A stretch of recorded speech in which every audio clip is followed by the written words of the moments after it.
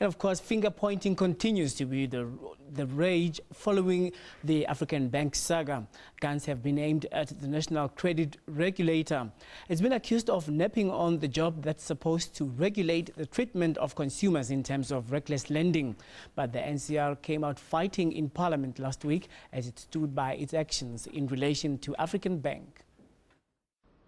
The NCR says it did all it could. Last year, it sought to fine African Bank 300 million rand on account of its reckless lending practices. But because African Bank proved cooperative, the fine was reduced to a mere 20 million rand. However, the settlement agreement was reached on the proviso that African Bank improved its lending practices.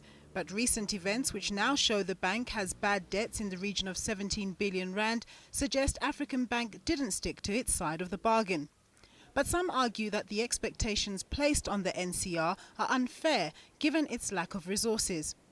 When we looked at their annual report for 2012-2013, they had a budget of less than 100 million, a staff complement of 133, and they are regulating more than 5,000 registered credit providers, more than 2,000 debt counselors, and about 14 credit bureaus.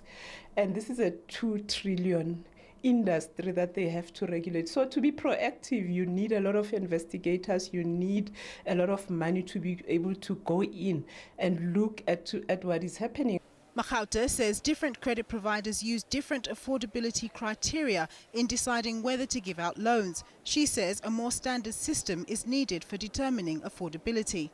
If you are a family of 5 and you tell me that you are only spending 1,000 rand on groceries, then that doesn't make sense. There has to be some norms, to say, these are the parameters within which we can say, no, consumer, that is not possible. It's hoped that as the country moves towards a Twin Peaks regulatory system, all the various regulatory stakeholders will better speak to each other to avoid cracks in the financial system and ultimately avoid crises which adversely impact consumers. Nompumelelo Siziba, SABC News, Johannesburg.